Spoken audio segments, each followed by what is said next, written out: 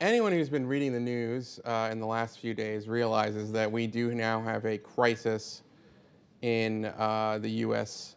Saudi relationship. And that crisis has a name. It's Jamal Khashoggi. He is an American resident who was also a Washington Post contributor. And he walked into the Saudi consulate in Istanbul about a little over a week ago. And no one has seen him since. And now the Turks have been dripping out increasing evidence, some video that suggests that the Saudis sent a 15-person team to Istanbul to abduct him or murder him. And this has really been the biggest international story, I think, in the last few days. And as more information comes in, it looks like the Saudis are responsible for a foul and venal act. So what do we do about it now? And that's why we're very lucky to have John Hanna, who knows this region so well, has thought about it and understands why this is such a delicate balance. So what do you think we ought to do?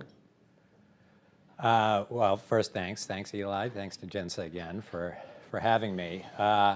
It is extraordinary the way this story has blown up. When you think about all of the really terrible, awful things happening around the world, and tens of thousands of people being slaughtered on a regular basis over the last several years, that this particular story about this particular journalist has kind of blown up in this way.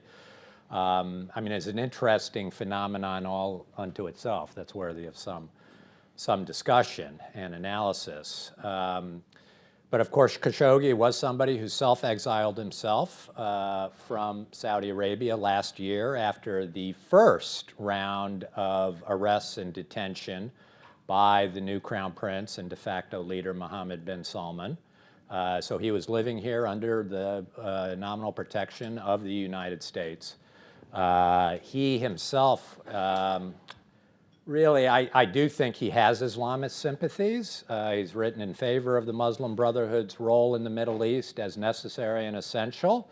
Having said that, he was very well plugged in for decades into the Saudi ruling elite and the royal family. He'd served both as an editor of some major Saudi newspapers and as an informal advisor to the royal court on and off over the years, and was really the mildest form of critic of MBS, the Crown Prince, and his alleged reform efforts of the last several years. So the fact that you would have picked this guy to go after in this kind of utterly brutal and provocative way on the territory of a foreign state, a NATO ally, and somebody who was under the protection of the United States, so to speak, I think has just shocked the conscience of an awful lot of Americans who were prepared to give this young leader in Saudi Arabia quite a lot of running room.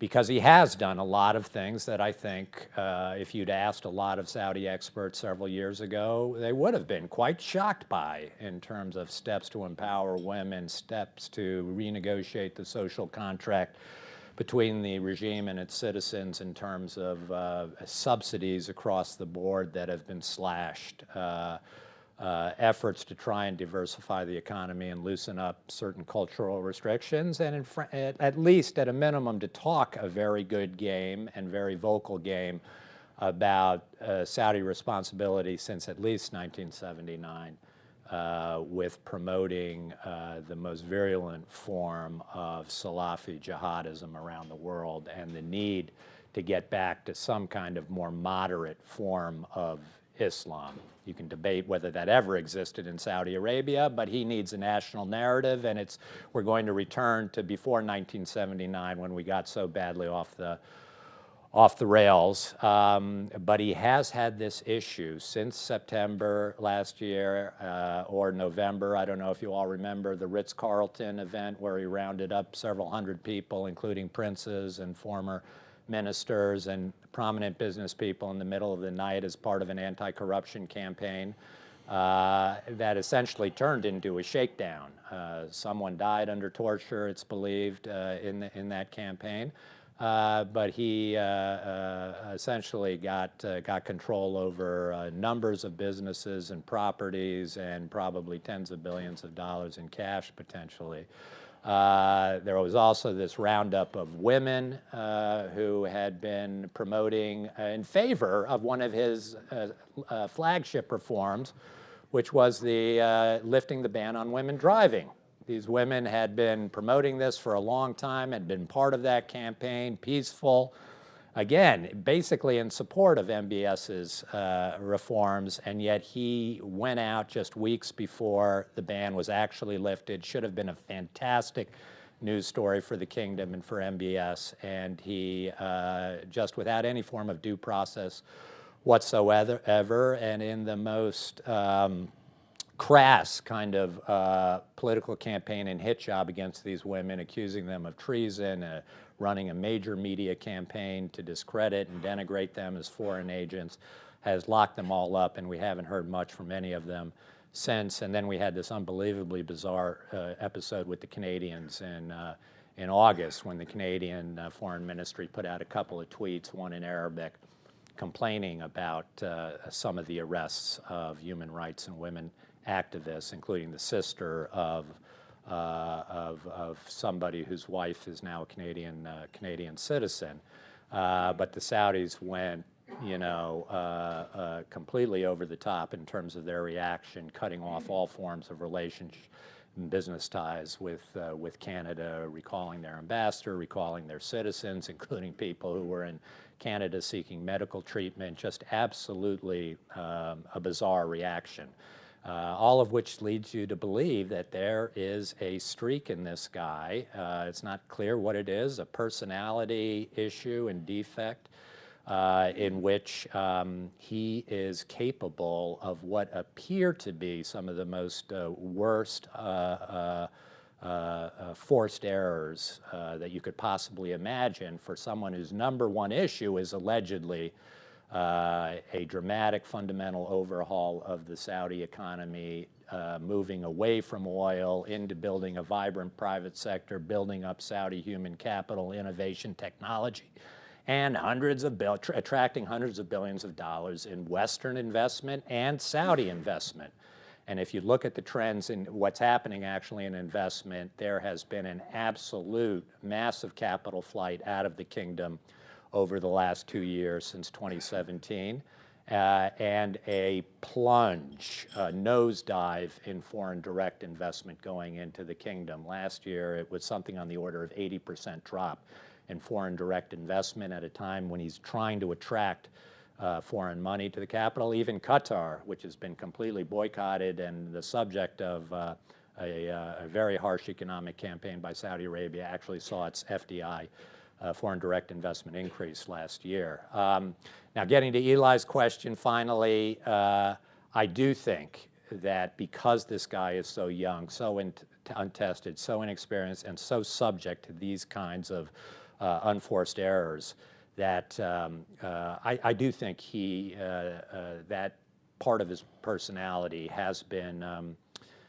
emboldened by an American and a unconditional American embrace. I think the president did exactly the right thing in 2017 when he came into office, deciding he was going to correct our relations with traditional allies and key partners, particularly in the Middle East, including Israel, of course, but as well as the Saudis, who have been totally alienated by the Obama administration, I think weakened dangerously and destabilized even by the Obama administration. And he moved to correct that. At the same time, I think he then just basically put the policy on autopilot, says this is our guy, he hates the Iranians. And I think we are now beginning to see some of the problems with that, because I do think we've got to be in this guy's ear constantly. I wish we don't even have an ambassador in Saudi Arabia now for 2 years, somebody trusted by Trump who can actually act as a mentor to this young guy and really draw some lines from him about what makes sense, what doesn't make sense, what would be bad from American interests. Because I think he just must have figured, because otherwise it's inexplicable, that he could just do this and get away with it. Maybe he still will be able to get away with it, but I think it's proving a lot more problematic than he had calculated. I don't know if there was anybody within the royal court advising him or raising questions and problems that might flow from this, but that's exactly the type of thing that he needed, and he needs to be reminded he is not Israel. Saudi Arabia is not Israel. It doesn't have 50, 60, 70, 80% of the American population that are ready to rally to it in a time of trouble in the relationship. He's got, I don't know, he's got a handful of people in the White House, I think, ready to come to his support and aid, and I think those are dwindling as well. I think the ground is being moved. The public opinion ground, the ground in Congress, is being withdrawn from Trump, and I do think he's going to have to respond somehow. If the Saudis don't do a hell of a lot better than they've done today, which is to offer absolutely zero exculpatory evidence that this guy ever left this consulate, that he's alive, that he was conducting any kind of business there rather than being taken and rendered and probably murdered. So I do think we both out of necessity, but also in order to salvage this relationship that, as heinous as this is, given the challenges of Iran, given what we're looking at in terms of being able to balance and stabilize global oil markets and the world economy, given what's happening in Yemen and the genuine threat of a Hezbollah, southern Hezbollah emerging on the Arabian Peninsula on Saudi border that we want to prevent and need the Saudis to participate in.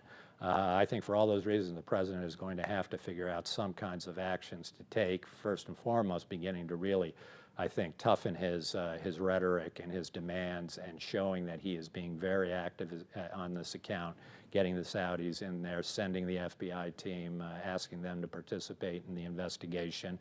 The Congress has already said that we've got 120 days. They triggered the Magnitsky Act yesterday to look at who was responsible, what's happened, conduct an investigation, see if there were Saudi officials responsible for this, and then if so, to either sanction them or explain why you're not sanctioning them.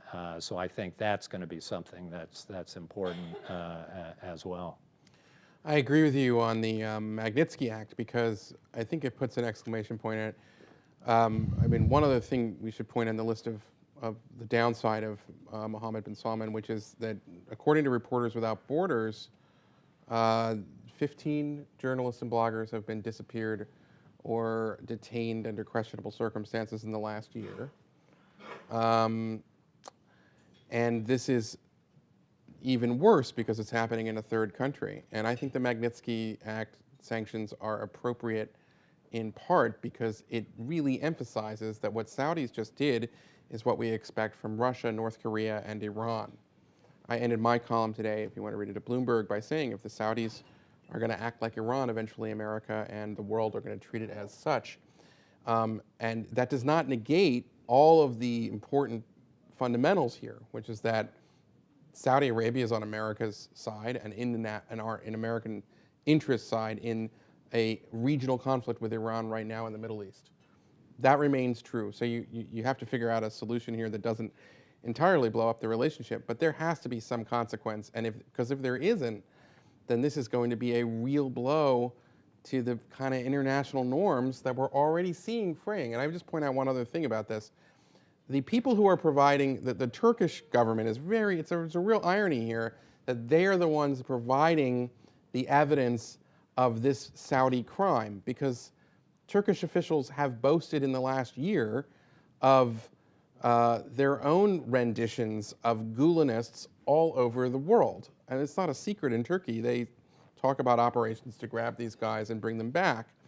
And we know that, the Turks are themselves violators of a lot of recently international norms. Just one thing they do is they flood Interpol with red notices for, basically civil servants, people who probably had no role in the 2016 failed coup. So I would just say that, it's interesting that the Turks are the ones sort of blowing the whistle, because someone should be blowing the whistle on them too.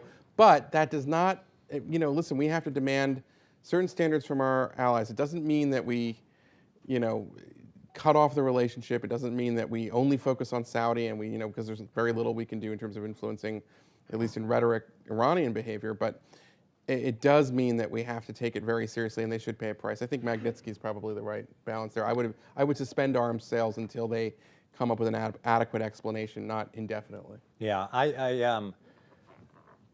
I'm more dubious on the arms sales. I'd look at the individual sales and what they're doing and what they're for. But again, I'd say we have a real stake in that fight in Yemen. Absolutely. I do think the Saudis have been. I mean, it's just extraordinary when you look at the amount of money that regime has spent on armaments over the last several decades, and the absolute failure of its military to actually conduct effective operations in Yemen, even with some American assistance. It's just astounding. I'd be really upset if I was a Saudi citizen watching this. So I think I'd take those arms sales on a case-by-case basis, just because we have a real stake in the worst not happening in Yemen, which is in fact seeing the Houthis basically be established as the southern Hezbollah on the Arabian Peninsula. I would say there is one thing immediately that I think you could do. The Crown Prince last year inaugurated an annual major investment conference to actually attract international investment to the kingdom. Didn't work out so well. He's holding a second one this month, couple of weeks. Right now, Secretary of Treasury Steve Mnuchin is still on tap to attend that. I would say you've got to downgrade that delegation for sure. Maybe have representation from people at the embassy only. New York Times was a sponsor of the event. They've pulled out. There are still several American corporations that are sponsoring this event next week. I think if I was the president, I'd get some people on the line to encourage that this is not the right time to be sending MBS a signal that this is business as usual. Those are the kinds of minimal sorts of things that I think you might have to do here. Right, and I just point out something that Bob Kagan, the grand strategist, who I think probably everyone in this room probably reads and knows, but he told me for my column, and I think it's a very important point here, that if you don't do anything or you only give them a slap on the wrist, then the Saudis effectively kind of are running the alliance, and America's a more powerful country. I mean, this is such an enormous violation of norms.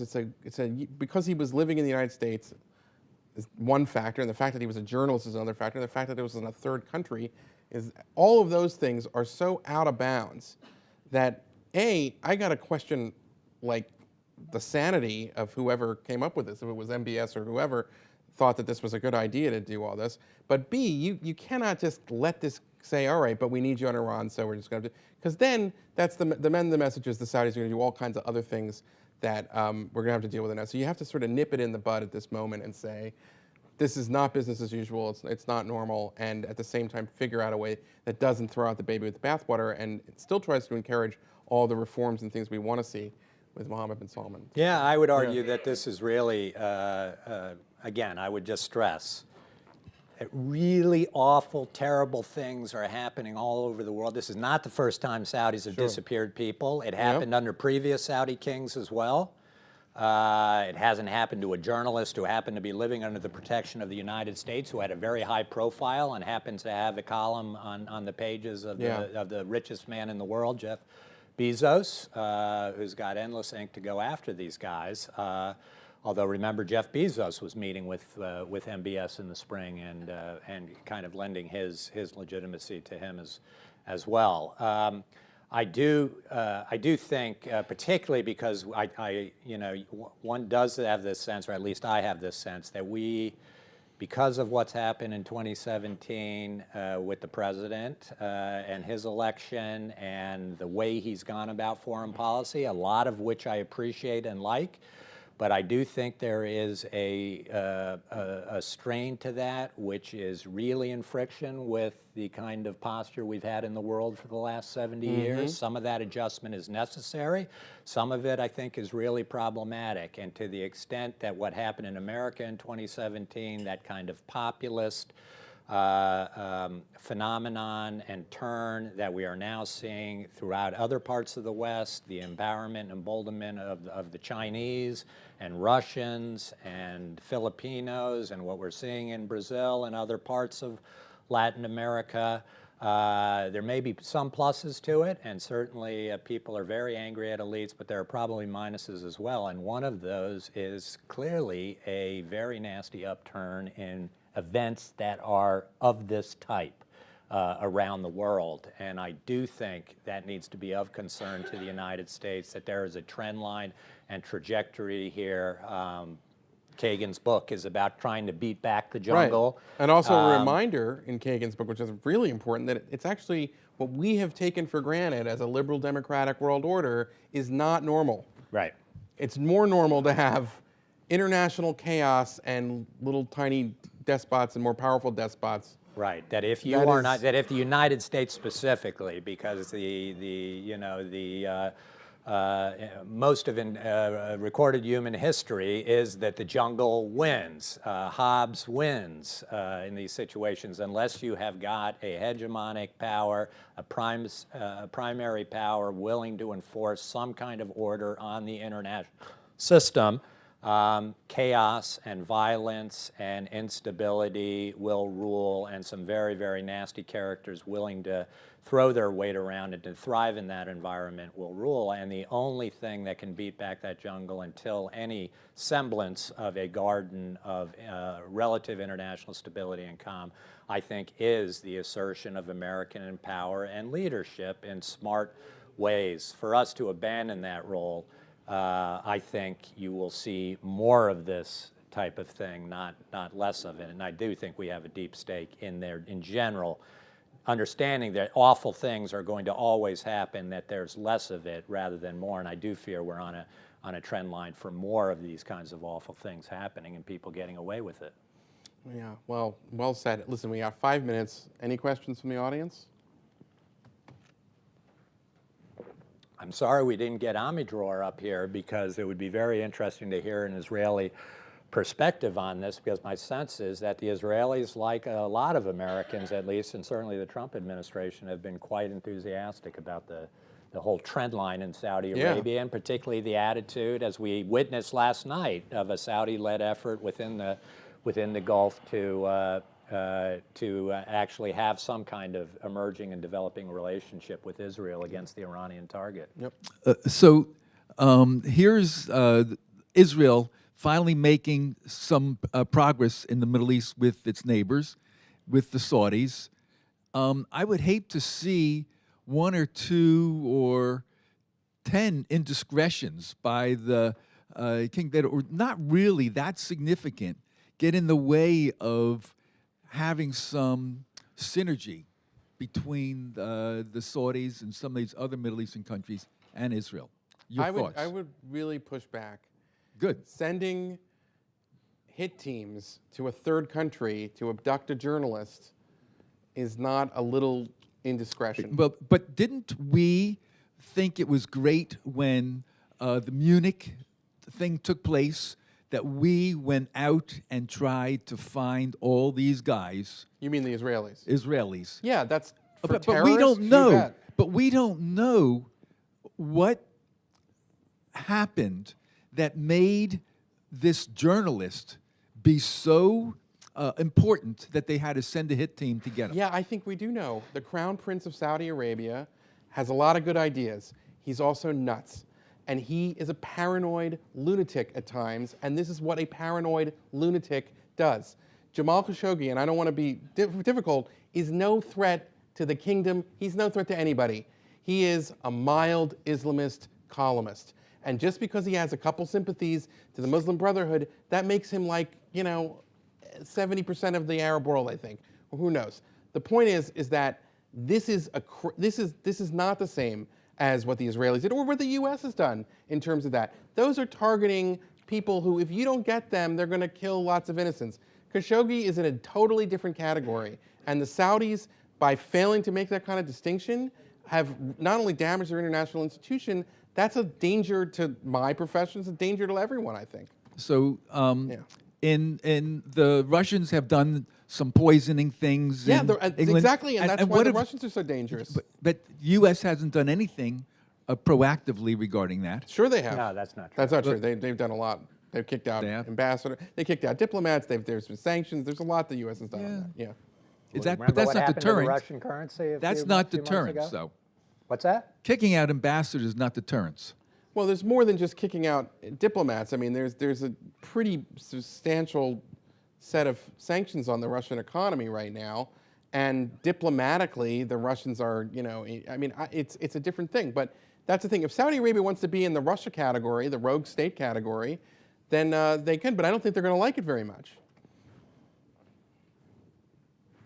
But listen, I agree with Eli on this particular case. This is really an outrage, and I think it's bad for the Saudis if we do. I think it's bad for Israel if the United States is not enforcing some kind of law.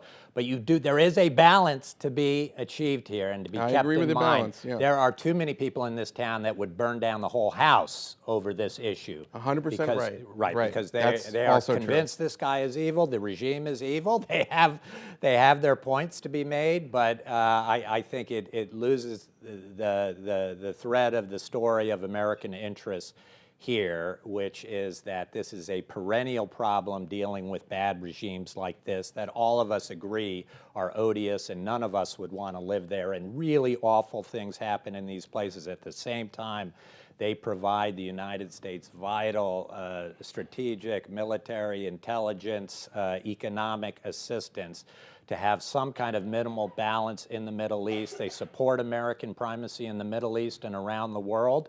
They're reaching out to Israel. They're not looking to upturn the balance of power in the Middle East in the favor of revisionist powers who want to destroy America. And they have some oomph and power and soft power in the Middle East, although things like this, we'll see that erode as well. So I do think there's a very serious balance, and people have to think seriously about it and really think before they shoot here. But in this case, I think simply ignoring it is just simply not viable for the president at this point in time. Congress, even if you're listening to Republicans now, are just beside themselves by what I think they're all taking as a slap in the face to the United States. And I would just echo that, and it's an imperfect analogy, but the United States has had this problem before. After World War II, you look at Ferdinand Marcos, who tried to steal an election in the Philippines, and we were in the middle of the Cold War in a struggle with the evil empire, and the Philippines were a very important ally in that regard. And nonetheless, the policy of the U.S. government was to pressure him to step aside and allow the democratic election to take hold. That is not a perfect example. It's a little bit, because we're talking about different kinds of things, but it's an example of how a U.S. policy with, the Philippines are still allies, although it was strained at the end there with Obama, that the U.S. has options to do this without blowing up the relationship. And that is really, you need Trump to get this one right. Can I just quickly say, though, that one other consideration I would say here is that what is happening in Saudi Arabia, it's opaque, but B, I do think there's something historic and very important happening there. And I'm not just talking about the reforms. This place is going through a dramatic turmoil and transformation. The handoff to MBS is not complete yet. His father is still there. I think his father is really giving him cover. I think there is tremendous turmoil in terms of the oxes he's gored, both within the royal family, with however many thousands or 10,000s of princes they have, as well as in the clerical establishment and in the business elite. And I think there must be lots of people in the National Guard, which he went after, the leadership there, as well as the Interior Ministry, the former Crown Prince who he knocked down, that there must be lots of people who enjoyed that patronage, who feel humiliated by what he's done, the actions he's taken, who must be planning for the day after the king disappears. And believe me, it is very hard to imagine situations in which instability in Saudi Arabia works to American advantage. I think we do have to tread fairly carefully and understand we don't know everything happening there. And there are so many more horrible, awful things I can come up with my imagination happening in Saudi Arabia. If there's real instability and trouble in the regime, then I can think of good things happening. So I do think, while I agree with Eli entirely, Americans can't let this go unanswered. It needs serious thought and study and a longer-term sense of how we're going to proceed here. We're done? All right. Thank you guys very much. Great, thank you. Thank you.